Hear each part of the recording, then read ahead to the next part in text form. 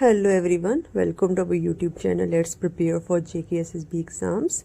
जैसे कि आप सबको पता ही होगा कि हमारे जो बहुत सारे स्टूडेंट्स हैं वो वेट कर रहे थे कि जो SSC के फॉर्म निकलेंगे, तो आपके लिए SSC CHSL के फॉर्म निकल चुके हैं। उससे रिलेटेड आज हम डिस्कस करेंगे कि क्या डेट है अप्लाई करने की, लास्ट डेट क्या है और क्वालिफ़िकेशन क्या रहेगी। सो बिना वक्त बर्बाद किए हम अभी स्टार्ट करते हैं। अब आप यहाँ पे देखिए जो कि ऑनलाइन एप्लीकेशन सबमिट करने की डेट है वो स्टार्ट हो रही है 8 अप्रैल 2024 से 7 मई 2024 की रहेगी। और 7 मई तक आप क्या कर सकते हो, 11 बजे तक अप्लाई कर सकते हो। और जो आपकी फ़ी की रहेगी वो रहेगी, आप 8/5 को भी जो आपका आर्थिक 5वां महीना होगा उसमें आप क्या कर सकते हो, अपनी फ़ी जो है वो सबमिट करवा सकते हो उस दिन तक। और उसका टाइम भी आप 11 बजे तक ही रहेगा। फिर इसके बाद अगर आपने करेक्शन करनी है, कोई गलती हो जाती है आपसे, तो वो आप 10/5/2024 तक करा सकते हो। मतलब 10/5/2024 से लेके 11/5/2024 तक, वो भी आप 11 बजे से कर सकते हो। इसके अलावा अगर हम बात करते हैं कि आपका एग्ज़ाम कब होगा, आपका एग्ज़ाम कंप्यूटर बेस्ड रहेगा, ठीक है, ऑनलाइन होगा। और जो आपका टायर 1 है वो आपका होगा जून जुलाई में होगा 2024 में ही।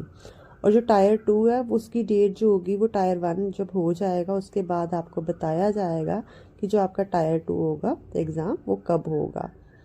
इसके अलावा अब हम करते हैं कि पोस्ट कौन कौन सी रहेगी इसमें। तो पहले तो आपकी रहती है जो लोअर डिवीज़न क्लर्क होगा उसकी पोस्ट रहेगी, यूनियन सेक्रेटरीट असिस्टेंट जैसे हो गया, फिर डाटा एंट्री ऑपरेटर हो गया आपके अलग अलग मिनिस्ट्रीज़ में, डिपार्टमेंट्स में इंडिया में, तो उनकी पोस्ट रहेगी, ठीक है। तो जो बच्चे लोअर डिवीज़न क्लर्क के लिए अप्लाई करना चाहते थे या फिर यूनियन इसके लिए सेक्रेटरीट असिस्टेंट के लिए करना चाहते थे या DO के लिए करना चाहते थे, डाटा एंट्री ऑपरेटर के लिए, तो उन बच्चों के लिए एक बहुत बड़ी अपॉर्चुनिटी है, वो लोग अभी अप्लाई कर सकते हैं। तो पे स्केल एग्जैक्ट तो नहीं दिया, बट आप यहाँ पे देख लीजिए जो आपका LDC है लोअर डिवीज़न क्लर्क, उसका तो रहेगा आपका 19,900 से लेके आपका रहेगा, मतलब 19,900 से लेके 63,200 तक रहेगा, ठीक है। और इसके अलावा अगर हम बात करते हैं कि जो पे स्केल DO का रहेगा, डाटा एंट्री ऑपरेटर का, वो रहेगा आपका 25,500 से लेके 81,100 तक रहेगा। इसके अलावा जो लेवल 5 का रहेगा वो आपका रहेगा, लेवल 5 का आपका बताया गया है 29,200 से लेके 92,300 तक। इसके अलावा जो data entry operator grade A है उसका मतलब पे स्केल बताया गया है आपका 25,500 से लेके 81,100 तक। और अगर हम बात करते हैं हम वैकेंसीज़ की, कि जो वैकेंसीज़ रहेंगी वो कितनी रहेंगी, टोटल वैकेंसीज जो हैं वो कितनी हैं, तो वो वैकेंसीज आपकी यहाँ पे आप देख लीजिए, ये है आपकी 3,712 वैकेंसीज जो हैं वो हैं। तो वैसे इस टाइम पे मतलब बच्चे जो हैं जिनको जॉब की ज़रूरत है वो तो बहुत ज़्यादा है, उस हिसाब से वैकेंसीज तो कम है, बट इतनी भी काफ़ी है। अब ये डिपेंड करता है कि कौन बच्चा कितनी मेहनत करता है। बाकी सब आपकी जो SSC की साइड है ssc.government.in, उस पर पूरा बताया गया है कि कितनी वैकेंसी जनरल वालों की है, कितनी OBC वालों की है, कितनी SC वालों की है, कितनी ST वालों के लिए, या फिर एक्स सर्विसमैन जो हैं, या फिर जो डिवोर्स वूमेन है उनके लिए कितनी है। ये सब चीज़ें उस साइट पे बताई गई है, तो आप वहाँ पे जाके डिटेल में देख सकते हैं। बाकी मैं आपको आगे बता देती हूँ वैसे यहाँ पे। और आगे आपके यहाँ पे रिजर्वेशन का बताया गया है कि किस कास्ट को या किस कैटेगरी के लोगों को कितनी रिजर्वेशन मिल रही है, जैसे SC वालों को कितनी मिल रही है, ST वालों को, या फिर एक्स सर्विसमैन जो है, या इकोनॉमिकली वीकर सेक्शन हो गए जैसे वुमेन, उनको कितनी मिल रही है, या फिर जो डिसेबल पर्सन होते हैं जिनको मतलब माइल्ड डिसेबिलिटी होती है उनको कितनी मिल रही है, ये सब चीज़ें बताई गई है इसमें। आगे ये कुछ एब्रीवेशंस दी हुई हैं जो कि आप देख लीजिएगा खुद। नेक्स्ट आपका नेशनलिटी का बताया है कि जैसे आपको एज यूजुअल रहता है आपका कि पर्सन जो होगा इंडिया का सिटीजन होना चाहिए या उसके पास नेपाल का होना चाहिए, ये सब चीज़ें बताई गई हैं। नेक्स्ट आपका यहाँ पे बताया गया है कि जो भी इंसान जिस कैटेगरी से बिलोंग करता है, मतलब उसकी एलिजिबिलिटी जहाँ पे बनती है, पॉसिबल है और वहाँ पे उन्होंने मांगी हुई है, उनको उनके पास वो सर्टिफिकेट होना चाहिए, क्योंकि आपको प्रूफ करना है, उनको प्रूफ चाहिए कि आप जो हो उस कैटेगरी से बिलोंग करते हो। नेक्स्ट आपका आ जाता है कि जो बच्चे एलटीसी में मतलब बॉर्डर रोड ऑर्गेनाइजेशन में अप्लाई कर रहे हैं, उसमें लोअर डिवीज़न क्लर्क के लिए, उनका फिजिकल और मेडिकल स्टैंडर्ड जो होगा वो अच्छा होना चाहिए। इसीलिए आप पहले देख लीजिएगा, जब आप बॉर्डर रोड ऑर्गेनाइजेशन के बारे में अप्लाई करते हैं उस पर, उस पोस्ट के लिए, तो आपको क्या है, अपना पहले फिजिकली देख लेना है कि आप फिट हो या नहीं हो, मेडिकली और फिजिकली भी। नेक्स्ट आपका आ जाता है कि जब आप किसी एक यहाँ पे दिया गया है कि आप अगर किसी पोस्ट के लिए अप्लाई कर रहे हो ना, तो उसके लिए आपको फिर मतलब आप चेंज नहीं कर सकते बार बार, ठीक है। एक बार जब आप अप्लाई कर लिया, इसलिए देख के आप ऑप्शन अपना चूज़ कीजिएगा। और जो बॉर्डर रोड ऑर्गेनाइजेशन है, इसके लिए सिर्फ जो मेल हैं, लड़के हैं, इस पोस्ट के लिए सिर्फ वही एलिजिबल है, वही इस पोस्ट के लिए अप्लाई कर सकते हैं। अब हम एज लिमिट का पता कर लेते हैं कि एज लिमिट क्या क्या है, कौन सी पोस्ट के लिए, यहाँ पे कौन सी कैटेगरी के लोगों के लिए। अब यहाँ पे देख लीजिए, जो SC ST वाले हैं उनको 5 साल की रिलैक्सेशन है, OBC वालों को 3 साल की। जो है फिजिकली वीकर, जिनको डिसेबल पर्सन है, जो उनके लिए क्या है, जो जनरल कैटेगरी से उनको 10 साल की है, OBC वालों को 3 साल की, और SC ST वालों को 15 साल की रिलैक्सेशन है। इसके अलावा जो एक्स सर्विस मैन है उनको क्या है, 3 साल की है, मतलब रिलैक्सेशन। कब? After deduction of the military service render from the actual age on the closing date of receipt online, ठीक है। मतलब जब उसने जॉब छोड़ी उसके बाद उसकी जितनी हो रही है ना अभी तक की एज, उसमें से उसको 3 साल की है। इसी तरीके से बाकी कैटेगरीज वालों को भी रिलैक्सेशन दी गई है अलग अलग, जैसे कि कोई डिफेंस पर्सन है और वॉर के टाइम पे उनको कोई डिसेबिलिटी आ गई है, उनको कोई प्रॉब्लम हो गई फिजिकली, तो उनको भी अलग अलग मतलब रिलैक्सेशन दी गई है। अब हम बात करते हैं वुमेन की, तो उनकी क्या एज लिमिट या रिलैक्सेशन है। तो उनमें आता है जो लड़की हैं जिनके क्या हुआ है, डिवोर्स हो गया है, लेकिन बाद में क्या है, उन्होंने फिर से शादी नहीं की है, तो उनको 35 साल की, मतलब 35 साल तक वो अप्लाई कर सकते हैं। फिर इस तरीके से जो विडो है, जहाँ फिर मतलब जिनके हस्बैंड की डेथ हो गई या डिवोर्स हुआ है, जहाँ फिर जो मतलब सेपरेट हो गए अपने हस्बैंड से, मतलब ऑफिशियली, तो उन्होंने क्या किया है, फिर से शादी भी नहीं की है, लेकिन वो क्या है, SC और ST कैटेगरी से, वो 40 साल तक अप्लाई कर सकते हैं, ठीक है। 35 साल तक कर सकते हैं जनरल वाले, और 40 साल तक कौन कर सकता है, जो SC ST वाले हैं वो कर सकते हैं। फिर यहाँ पे बोला गया है कि जो आपकी डेट ऑफ बर्थ है, जो आपकी 10th की मार्कशीट पे होगी, वही डेट ऑफ बर्थ आपकी वहाँ पे फॉर्म फिल करोगे, वहाँ पे आपकी मानी जाएगी। अदरवाइज अगर आप दूसरी लगाते हो तो आपका फॉर्म जो होगा वो रिजेक्ट हो जाएगा, उसको नहीं माना जाएगा।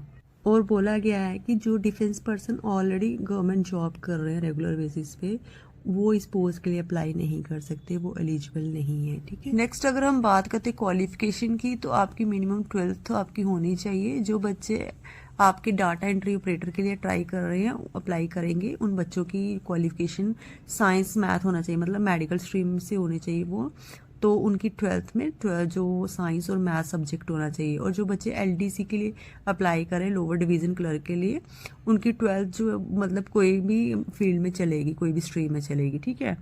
नेक्स्ट इन्होंने बोला है कि the candidate who have appeared, मतलब वो 12th कर चुके हैं, ठीक है, वो भी अप्लाई कर सकते हैं। जिन्होंने मतलब जस्ट अभी की है वो भी कर सकते हैं अप्लाई, ठीक है।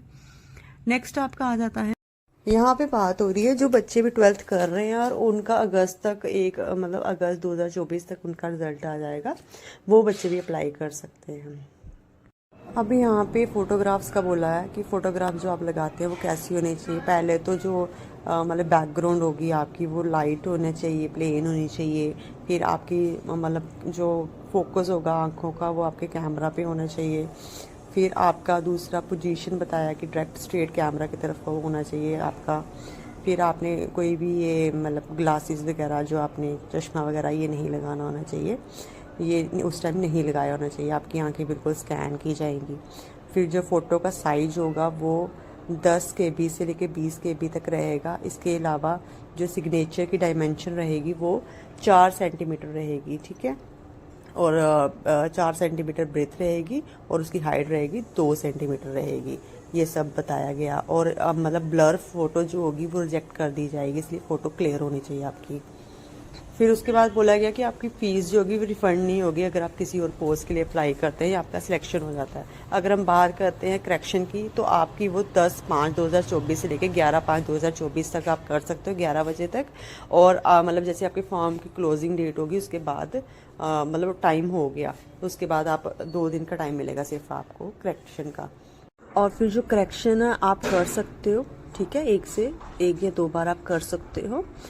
जैसे कि इन्होंने बोला है, लेकिन वो कब कर सकते हो, जब आपने फॉर्म पूरा फिल कर दिया है और उसके बाद आपने पेमेंट भी कर दी है, अपनी फ़ीस भर दी है। और जब आप फर्स्ट टाइम आप करते हो तो आपको करेक्शन करते हो उसके आपके चार्जेस लगेंगे 200 रुपये। लेकिन जब आप फिर से सेकंड टाइम करते हो तो 500 लगेंगे। तो इन्होंने बोला है कि करेक्शन जब आप सेकंड टाइम करते हो तो उस टाइम पे क्या होगा, जब रीसबमिट करते हो तो उस टाइम पे आपकी जैसे आपको उसमें मिली है ना कि फ़ीस वगैरह, लड़कियों की फ़ीस नहीं है या जो फिजिकली हैंडीकैप है उनकी फ़ीस नहीं है, डिसेबल पर्सन है उनकी नहीं है। और ऐसे में क्या होगा, उस टाइम पे आपका ये रिलैक्सेशन आपको नहीं मिलेगी, चाहे लड़की होगी, चाहे कोई डिसेबल पर्सन होगा या कोई भी पर्सन होगा जो वीकर सेक्शन से बिलोंग करता होगा, उसको पेमेंट देनी पड़ेगी।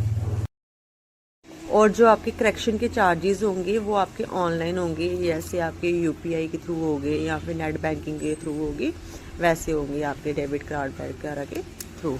और एक बार अगर आपने अपनी करेक्शन फ़ीस फिल कर दी ना तो वो फ़ीस आपको रिफ़ंड नहीं की जाएगी, वो वैसे की वैसी रहेगी। चाहे आपका सिलेक्शन हुआ कहीं पे, चाहे आपको एग्ज़ाम देना है नहीं देना है, वो आपकी चॉइस रहेगी, ठीक है। ये चीज़ यहाँ पे बताई गई है। अब जो आपका 13.4 है, एक पॉइंट है, इसमें बताया गया है कि आपके जो मतलब जो भी आपकी एग्ज़ाम के शेड्यूल में चेंजेस आती हैं वो आपकी जो SSC की साइट है उस पर आपको बता दी जाएंगी, आप वहाँ से देख सकते हैं। फिर आपको उसके बाद बताया गया है 13.6 में कि जो आपकी रिवैल्यूएशन रिज़ल्ट आता है उसकी कोई रिवैल्यूएशन नहीं होगी, कोई रीचेकिंग नहीं होगी, ठीक है। आप ये नहीं कहोगे कि उसकी रिवैल्यूएशन होगी या रीचेकिंग होगी, अगर आप सोचते हैं ऐसा कुछ नहीं होगा, ये चीज़ बोली। जैसे कि आपको बताया कि जो आपका टायर पेपर है वो टायर 1 और टायर 2 में आ रहा है, ठीक है। टायर 1 में क्या होगा, उसमें भी ऑब्जेक्टिव टाइप क्वेश्चन आएंगे और टायर 2 में ऑब्जेक्टिव टाइप क्वेश्चन आएंगे। सिर्फ जो आपका टाइपिंग टेस्ट होगा वो आपका क्या होगा, वो आपका होगा मतलब टाइप करके होगा, उसमें कोई क्वेश्चन आंसर उस पर रिटन कुछ नहीं आ रहा है आपको, ठीक है। ये सब बताया गया है। अब आपको SSC की साइट पे जाके पहले अपना जो पहले वाला आपका था ना रजिस्ट्रेशन नंबर था वो आपका नहीं चलेगा, आपको नई रजिस्ट्रेशन करनी पड़ेगी। और फिर आपको 10th की वहाँ पे डॉक्यूमेंट जो चाहिए, 10th की आपकी मार्कशीट चाहिए। फिर अगर आपकी हायर क्वालिफिकेशन जो है उसकी भी लग जाएगी, जिसने 12th से ज़्यादा पढ़ाई की है उसकी भी लग जाएगी, पर मिनिमम क्वालिफिकेशन इसकी 12th रखी गई है, ठीक है। फिर इन्होंने बोला हुआ है आगे कास्ट सर्टिफिकेट लगेगा आपका, और डेट ऑफ बर्थ के लिए आपका 10th का मार्कशीट जो लग रही है वो लगेगी, ठीक है। फिर उसके बाद कास्ट सर्टिफिकेट रहेगा आपका, जिस भी कैटेगरी से आप बिलोंग करते हो उसका रहेगा। और जो पर्सन को कुछ डिसेबिलिटी की प्रॉब्लम है या कोई डिसेबल पर्सन है उसको क्या है, उसका अपना सर्टिफिकेट लगेगा, जो मेडिकल सर्टिफिकेट होगा वो लगेगा। और एक्स सर्विसमैन का जो होगा उनका भी अपना मतलब वो लगेगा, सर्टिफिकेट लगेगा कि उन्होंने जॉब की हुई है, कि जिस डिपार्टमेंट में की है वो बता देंगे। आपका रहता है कि अगर कोई पर्सन जो है वो जॉब कर रहा है, ये आपका आएगा, ये इसमें 16.7.8 जो पॉइंट है इसमें आएगा कि कोई पर्सन अगर गवर्नमेंट जॉब कर रहा है उसके बाद वो किसी और डिपार्टमेंट में, मतलब इस डिपार्टमेंट में अप्लाई करना चाहता है, तो वो उसको क्या चाहिए, जो NOC होती है, नो ऑब्जेक्शन सर्टिफिकेट, वो चाहिए। और नेक्स्ट आपका है a candidate who claim change in the name after matriculation और ऑन मैरिज। मतलब अगर किसी ने मतलब शादी के बाद होता है ना, कुछ गर्ल्स क्या होती है अपना सरनेम चेंज करवाती हैं, या फिर 10th के बाद कुछ बच्चे अपना नाम चेंज कराते हैं, या तो डिवोर्स के बाद अपना सरनेम जो होती है वो हटवाते हैं, तो उनका अगर उनके नाम में कोई भी चेंज आया तो उनको वो सर्टिफिकेट चाहिए। फिर अगर कोई मैरिड है तो उसका क्या चाहिए, पासपोर्ट मतलब हस्बैंड का पासपोर्ट लगेगा, या फिर उसका स्पाउस का जहाँ पे उसका जहाँ तो मैरिज सर्टिफिकेट लगेगा कि वो मैरिड है, जो भी उसका जो मैरिज ये होगा रजिस्ट्रार होगा उसके साइन होने चाहिए उस पर, ठीक है। नेक्स्ट उसके बाद अगर आता है किसी वुमेन के हस्बैंड की डेथ हो गई है तो उसके हस्बैंड का डेथ सर्टिफिकेट, जहाँ किसी का डिवोर्स हुआ है तो उसका डिवोर्स सर्टिफिकेट लगेगा। उसके बाद अगर आपकी मतलब आपके लिए आपने जिसके एलडीसी के लिए अप्लाई किया गया है तो उसके लिए आपकी जो कंप्यूटर की स्पीड है वो होनी चाहिए। फिर इन्होंने बोला कि अगर कोई पर्सन जो है उसको कोई डिसेबिलिटी है, ठीक है, तो वो अपनी कैटेगरी में वो सिलेक्ट होता है, लेकिन वहाँ पे अगर वैकेंसीज फुल है तो उसको अदर कैटेगरी में भी लिया जा सकता है। वन मोस्ट इम्पॉर्टेंट थिंग कि जो आपने अपनी वन टाइम रजिस्ट्रेशन नंबर जो फिल किया था, जो आपने रजिस्ट्रेशन की थी, आप पहले वाली जो साइट थी ssc.nic.in, वो अब आपकी न्यू साइट पे नहीं चलेगा। आपको क्या करना है, ssc.government.in साइट पे जाके अपना नया रजिस्ट्रेशन करनी है। नया जो वन टाइम रजिस्ट्रेशन नंबर है वो आपको जनरेट करना है, फिर आपका फॉर्म फिल होगा और वहाँ पे आपने अप्लाई करना है। और यहाँ पे मतलब फॉर्म फिल करने से पहले इंस्ट्रक्शन अच्छे से पढ़ लेनी है। फिर जब आपने मतलब क्लोजिंग डेट से पहले पहले अपना फॉर्म जो है वो फिल करना है। पेमेंट जो है वो एग्जैक्ट डेट पे जो होगी उस पर देनी है, ये सब बताया गया है। और जो फीस है वो किसकी है, यहाँ पे जो है वो सिर्फ 100 रुपीज़ है। वो किसकी है, जो जनरल वाले हैं। जो SC ST कैटेगरी से या वीकर सेक्शन है या वुमेन है उनके लिए फ़ीस जो है वो नहीं है। उनके लिए ये फॉर्म जो है फ्री ऑफ कॉस्ट रहेगा, मतलब फीस नहीं लगेगी। फॉर्म फिल करने की लगेगी, लेकिन जो फॉर्म की फिल है वो नहीं लगेगी, मतलब 100 रुपीज़ उनको नहीं देना पड़ेगा। 100 रुपीज़ से कौन देंगे, सिर्फ जनरल कैटेगरी के। बात करते हैं कि आपके आईडी प्रूफ कौन कौन से देंगे इसमें, ठीक है। जो आपकी आईडी प्रूफ चाहिए वो कौन कौन सा चाहिए, तो वो आपका रहेगा या तो आपका वोटर कार्ड होना चाहिए, पैन कार्ड, पासपोर्ट, या फिर ड्राइविंग लाइसेंस या स्कूल कॉलेज की आईडी कोई होगी, या फिर जो जॉब करता है उसका आईडी प्रूफ, जो एम्प्लॉय मतलब जॉब का होगा वो रहेगा। फिर उसके बाद इन्होंने बोला हुआ है कि आपका जो आपकी उस पर 12th की इंफॉर्मेशन होती है मैट्रिकुलेशन की, उस पर जो दिया होगा आपका रोल नंबर, कौन से साल में पास किया, वो लगेगी। फिर अगर कोई पर्सन को फिजिकली प्रॉब्लम है तो उसका डिसेबिलिटी सर्टिफिकेट नंबर लगेगा। तो फिर आपने क्या करना है, जो साइट है ssc.government.in, इस पे जाके क्या करना है, अपने लॉगिन करना है। उसके बाद अपनी पर्सनल डिटेल, पासवर्ड वगैरह क्रिएट करना है, वन टाइम पासवर्ड वो आपने क्रिएट करना है। उसके बाद आपको एडिशनल डिटेल जो भी मांगी होंगी या डिक्लेरेशन जो मांगी होगी वो देनी है आपको। और इसके बाद इन्होंने बोला है कुछ जैसे जो आपकी वन टाइम रजिस्ट्रेशन फॉर्म होगा उस पर आपको अपना Aadhaar number, name, father name, mother name, ये सब आपको जो जो पूछा गया होगा वो आपको करना है। उसके बाद आधार नंबर देना है, सीरियल नंबर 1 में, सीरियल नंबर 2 जो होगा उसमें आपको जो भी आपका आईडी कार्ड होगा उसका देना है। लेकिन अगर आप लोग क्या कर रहे हो, if you don't want to give Aadhaar number, अगर आप आधार नंबर नहीं देना चाहते तो इन केस में क्या करोगे, जो आपका और कोई आईडी प्रूफ होगा जिस पे आपके बारे में पूरी डिटेल होगी वो दोगे। फिर उसके बाद आ जाता है कि वही जो पहले बताया कि आपकी 10th की मार्कशीट पे नाम वगैरह वो सही होना चाहिए, आपका डेट ऑफ बर्थ वगैरह सही होनी चाहिए। फिर इसके बाद जेंडर बताना है आपको।